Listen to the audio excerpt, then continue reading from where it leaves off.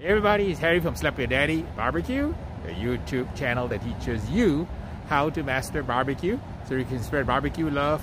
Making tamales has been a family tradition of ours for many years. While my kids were growing up, around Christmas time, we would all be invited by Grandma Dilbertesque, one of our relatives, to her home in Los Angeles, where we would spend an entire evening making tamales, and we would take it home and eat it all the way through the new year.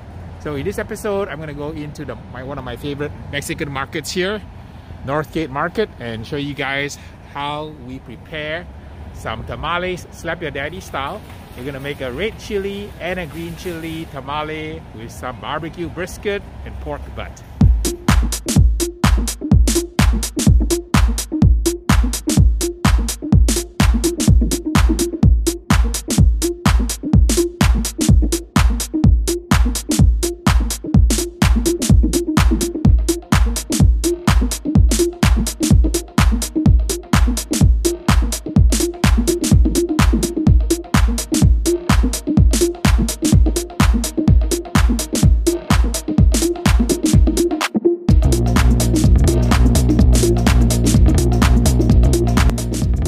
Doing some more tribal cooking a pork butt the good old-fashioned way, maybe making some tamales, carnitas, maybe make a red chili, green chili with the pork I'm barbecuing here. We're cooking the brisket for our tamales the old-fashioned way, a tribal style, hanging from the rafters right over an open fire. This is the way barbecue was done before the invention of steel pits and all of the gadgetry that you have that goes with barbecue. So a little bit of tribal style brisket cooking, getting our brisket ready so that we can use it to cook and stuff the tamales.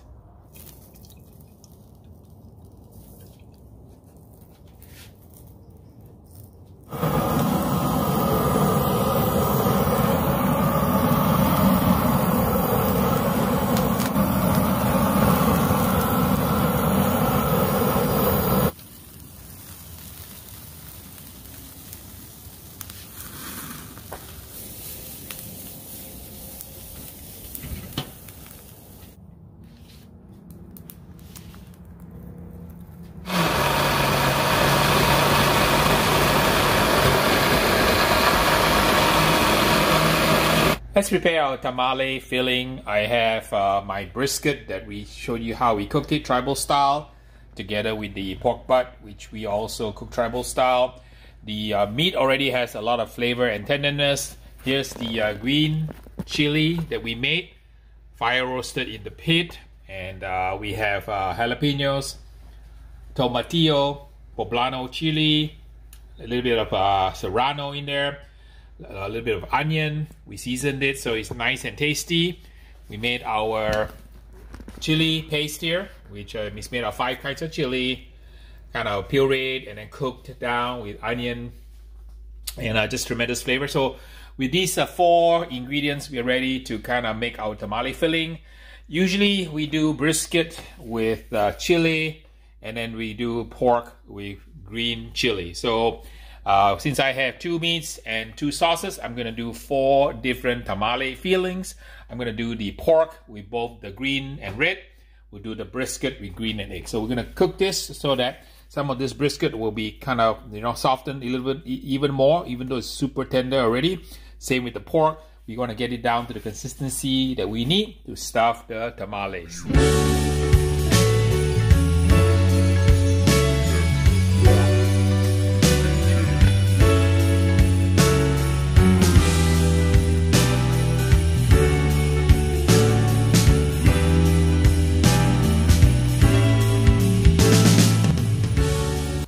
Simmer it down, get all the flavors to combine with that wonderful smoked brisket, with some of this wonderful scratch-made chili sauce with 5 kinds of chili, seasoned to perfection. Let's break up the pork with the green chili. We fire roasted the tomatillos, also serrano, jalapeno, poblano chili, so fantastic green chili sauce here. Get that pork all nice and happy, broken up into small pieces. This pork has been smoked for about 6-7 hours, and it's nice and tender. This is gonna go into the smoked pork tamale filling. Here's the brisket with the green chili.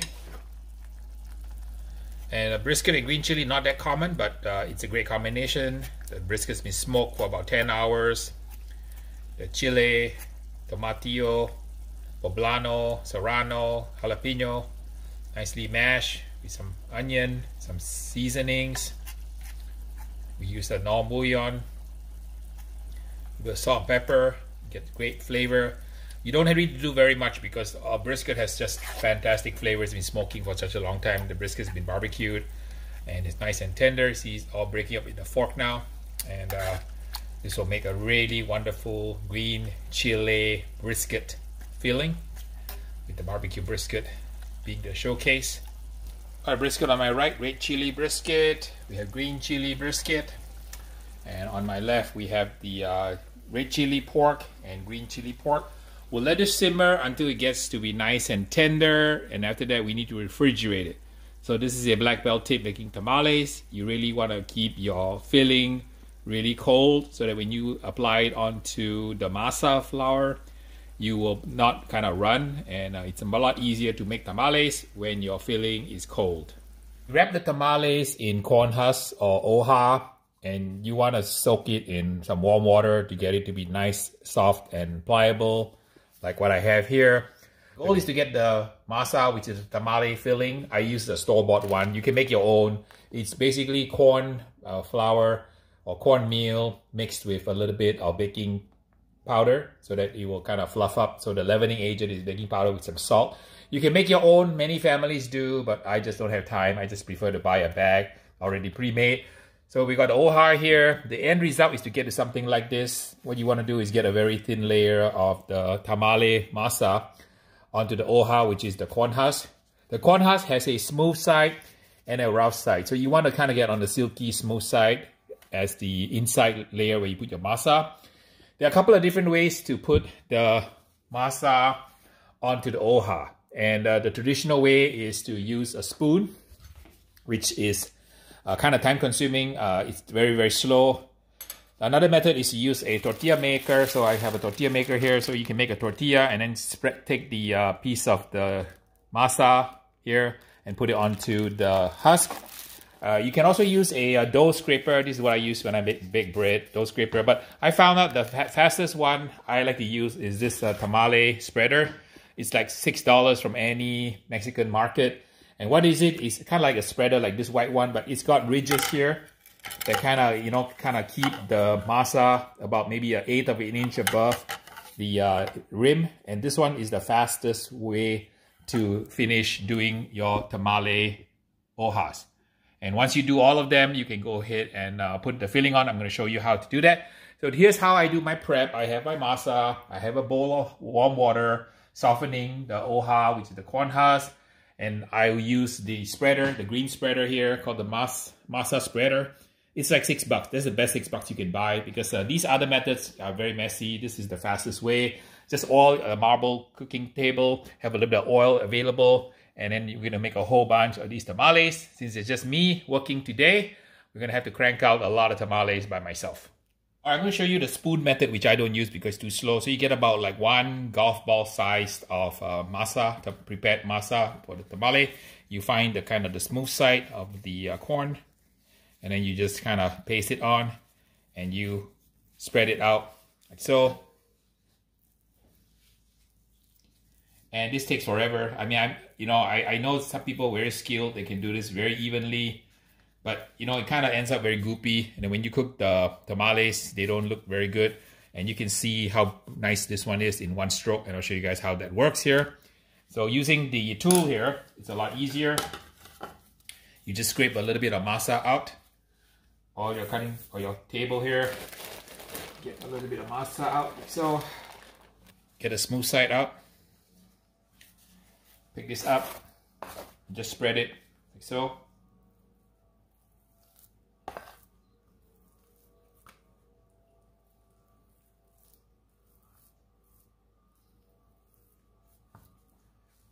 and we're done, right? Super fast.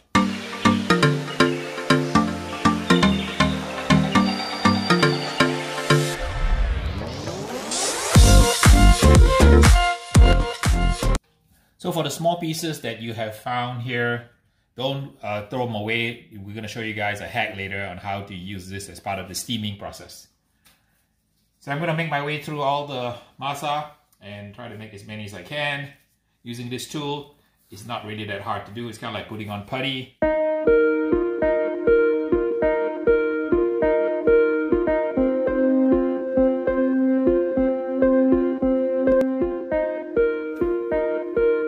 We use the meat cold so that it sticks better and it's a lot easier to spread out masa.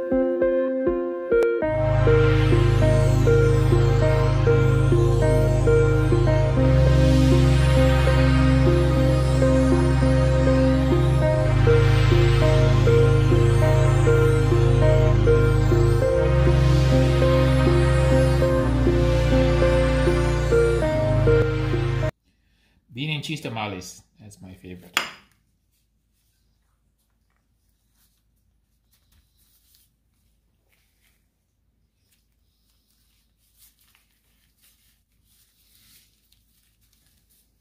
We have about 60 tamales between the brisket and butt, red and green, as well as some bean and cheese ones. And let's show you guys how we cook them.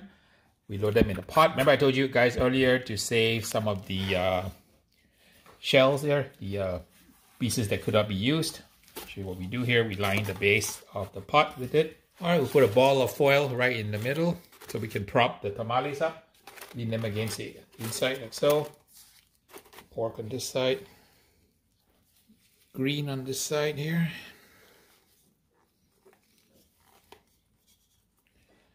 Okay, we're going to add about a ½ inch of water. We're going to steam it for about 45 minutes to an hour. We'll know it's done when the masa separates from the oha, the shell. It takes about an hour to steam it, and the way you can tell that it's done is you take one out and then you open it up. If the masa falls away from the oha clean, that means that the tamale is ready for eating.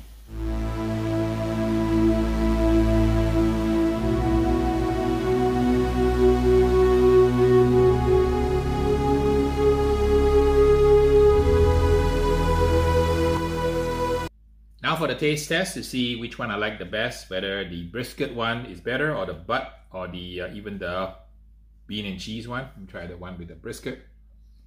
There's a lot of flavor, a little spicy. The masa is actually perfect. So you don't have to work really hard, just go buy a pre-prepared masa. The folks at Northgate really know how to, kind of make the masa. As a tip, right, before you cook masa you never tried before, you could always cook a little bit of it in a saucepan. So what I do was I just did a little pan fry on the masa from Northgate to check for the saltiness and the flavor. I found out the flavor was spot on, so there was no need to add any kind of salt to it because the masa was nicely flavored. So I just used the masa store-bought from Northgate Market. It was very superb. I'm gonna try the pork now. See how it tastes. It's pretty good too. The pork is pretty good. Let's try the bean and cheese style. So a little comfort food here. The bean and cheese, tamale, some of the masa, and little cheese here. You're wondering why I'm eating with chopstick? Hey, that was what's available. You use whatever utensils you can to enjoy your food. The bean and cheese is very good. All right, so verdict time. We did 2 meats, brisket and butt, 2 sauces, green and red. We also did a little side dish with the bean and cheese. I think that I like the brisket the best. The brisket goes really well with the red chili. The chili is very spicy, and I think the complement of flavors with the chili works well. The green chili works better with pork, so no surprise. So in the future, when I make the green chili, I'm going to put pork, and when I make the red chili, I'm going to use brisket. So those are kind of like, I think, winning combinations. The bean and cheese also ain't half bad, and not that hard to do. So you guys watch me do my holiday tamale episode. I show you guys some hacks, including using the masa spreader that I got from a Mexican grocery store. That $6 tool really saved a lot of effort trying to get the masa to spread evenly. You can make your own masa, but it's a lot of work, so I recommend you just find a good store-bought one. That way you can focus on making the filling. The good news is the chili and the filling can be made ahead, and you can freeze it and for many weeks and months, so you don't really have to kind of like keep making everything every time you want to. Make a big batch and then you go ahead and freeze it. I have a lot of tamales. I have 60 tamales here, so we're gonna cook them all. I'm gonna put them in meal prep containers and give away all the food to first responders in the Los Angeles area. And enough of me talking now. Mr. Beans has been waiting patiently. Let's see if he likes some of these tamales. I have Mr. Beans' plate ready. We have some brisket, chili, red chili, and pork with green chili. And let's see, Mr. Beans, which one you like better. Beans, I have some brisket on my right and pork on the left. Let's see which one you like better. Go. Okay, here we go. Oh, see, he went for the brisket first. See, he's really a brisket dog. He knows where the brisket is. And that was his first go-to bite, was the brisket. And he followed up with the pork. Licking the plate. This is usually his sign and seal of approval. Oh, licking it clean. All right, Beans, you love it, right? Good tamales. Not too shabby, right? You got lots and lots of tamales to give away too. All right, so some people will be able to enjoy the holidays. Thanks for stopping by, watching my holiday tamale episode. Please like, subscribe, and share. I'd like to do a shout out for my Patreons who are helping me keep the channel going so I can offer free videos on YouTube. If you like what I do and you find value in all the lessons I've taught, please consider joining me on patreon.com and to help me out financially to keep all these videos flowing. I have about 350 videos now, and there's probably another 500 videos out of my head waiting to jump out. So Beans and I thank you very, very much. And we want to wish you a happy holidays. Until the next video, we will see ya.